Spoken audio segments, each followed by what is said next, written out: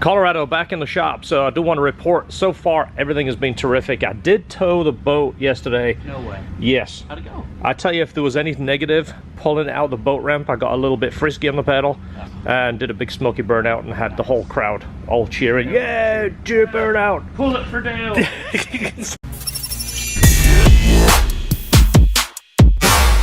But I also need to adjust the boat and get it a little heavier on the tongue. These tires are actually been really good, so I've done a couple of burnouts here. Took a lot of tread off. Nothing really is that bad. So other than that, the towing is better because of course I don't have to give it quite as much throttle to go. So back to the AC. We showed you these before. We had to buy these adapter fittings so it will work with this new AC, which is the 1234 YF. I don't know why they changed this. It's probably so that it's better for the environment, and to charge more for in a pinch you can actually drink it, so it's more it's better for you. So I borrowed a set of gauges off a friend. Nobody seems to want to do the air conditioning on this truck, so that's why. This is a vacuum pump. What this does is it sucks down the system. First off, it sucks down for leaks checks and pulls the moisture out the system. So what you're supposed to do is connect the gauges to the truck, yellow to the pump. You put vacuum on the system. Once you have vacuum, you crack this open. It pulls a vacuum on this lines. These are the other adapters that were already put on there. So it pulls a vacuum on this. You let it sit for, I think, about 2 hours. Turn the pump off, look at the gauges, make sure the gauges don't bleed down. Basically, if you got a gauge here and it pulls a vacuum, you want to make sure the gauge sits there, it doesn't start creeping back. If so, that means you have a leak and you don't want to put the Freon in because you're just going to waste your Freon. So that's what we're going to do, hook up the pump and then check it for leaks. It's already open. Oh, you push it in? Yeah. So this is what used to attach to the old Freon cans. Then we had to buy this adapter because they have a different kind of can that like self-seals. Whenever you unscrew the fit in, it will seal the can. Well, now this new stuff right here, this R1234 YF, we're basically trying to get our adapter to go on here, and we're sitting here like, this kind of feels funny. It's like you turn it and it clicks. Well, then we get a little closer. It's a left-hand thread. That's crazy. You'd think it'd be perfect for us, but it would, because not many people know that's where the name LHT came from. Left-hand thread. We used to own a bolt business. Everything we sold was left-hand threads. So when you build something, do you ever look over your own work and kind of step back and say, where could I make this improvement? What can I do to make it better? So we wanted to stick with the airbox, but I was never really excited about this pipe. So we used a 90-degree elbow here and a 45 here, and then this piece. But I want to keep this box. I'm kind of thinking it's this bump here that kind of puts me off. It doesn't look huge on that one. It's more noticeable here. If I get over here, you see there that bump, and it's because it has a bead on there. It doesn't need a bead. It's vacuum. There's no pressure. We're not going to worry about these hoses popping off. But just while we're waiting, we're literally watching paint dry, or we're actually watching air vacuum. I think we're going to take this off, cut maybe about 3/8 of an inch here, maybe 3/4 of an inch here, and sift that. Removing that bump makes it look a little better.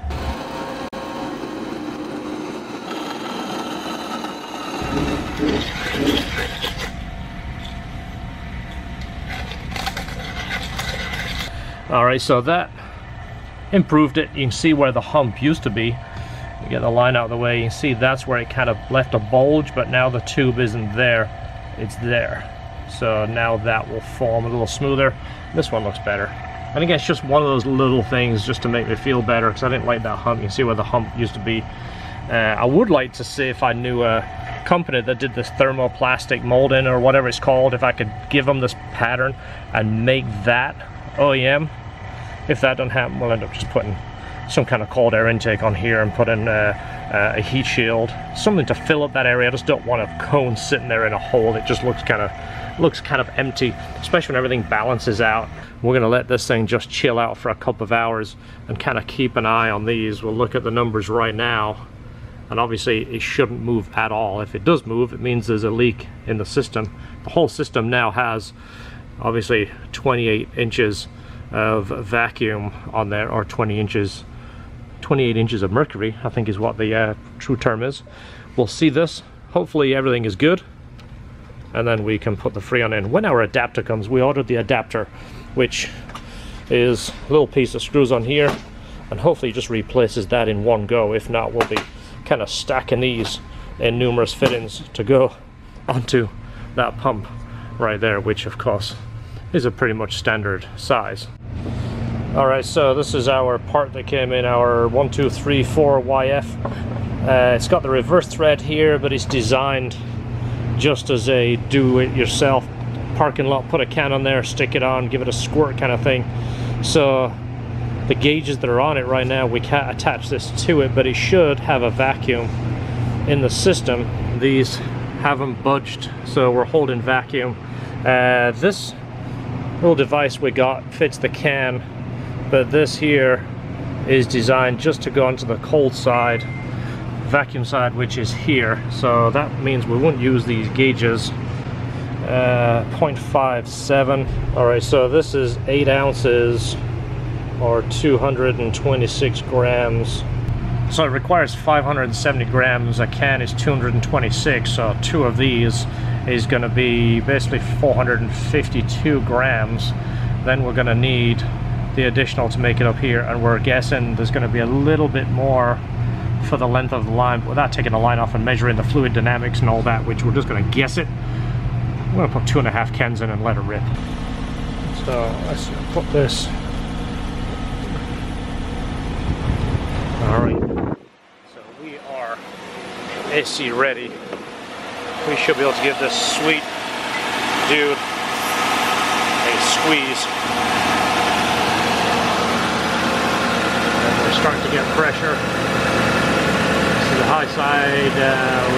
So basically we're going to put one full can in here and look it over, then put a second full can in, and we'll see. I think if they can sell you this can and a gauge, like George and I were just saying, it can't be that critical. If they can sell you this and you just squeeze it until it goes to filled, obviously on the low side, this is what we're looking for.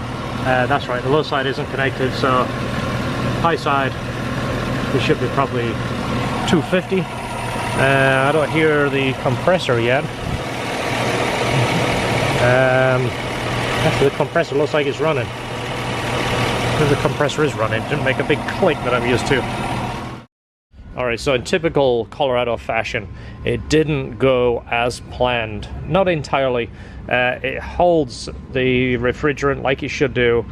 The problem is, and I think it's in the programming, we just need to get a hold of Dr. Tunamal and have him look at it. But when you hit the fan, when you hit the AC, the fan comes on, but it doesn't come on very strong. It's like a variable speed fan, and it comes on faster with higher temp. It would, so it doesn't kind of kick on and off like traditional. It's a pulse width modulated fan, so it comes on basically variable. And when the AC comes on, this sucker is supposed to ramp up to like 80% duty, and it's not. It's coming on kind of slow. So the result is the pressure is a little higher on this end than it should be. It sits at like 50 to like 350 with the correct amount in. This should be down to about 30-ish. And it blows cold, it doesn't blow ice cold. Let me start it real quick. Alright, so currently it's about 85 in here. If I start the truck and kick on the AC, the compressor does come on. It's very quiet and subtle. It's not like the old ones where you hear that big click, which again is kind of weird. And it is blowing cool. It's not ice cold. I know it's going to get windy in here, but you're going to see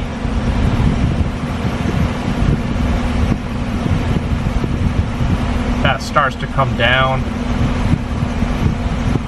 Now it is coming down. It doesn't drop to, you know, around 45, which is what it did, but it does come down. I think if that fan was working correctly, it would come down even lower. It's actually dropping a little bit more. It's actually at 50 right now. Maybe the Colorado ferries came in last night and fixed it for us. Imagine that. So it's actually getting colder. It's actually at 48 right now. No, it's at 45.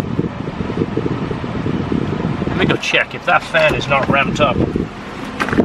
It's actually at 45 now, George. Is it really? Yeah. How's the fan doing? So I'm gonna check. I don't know. Right now, the vents are cold.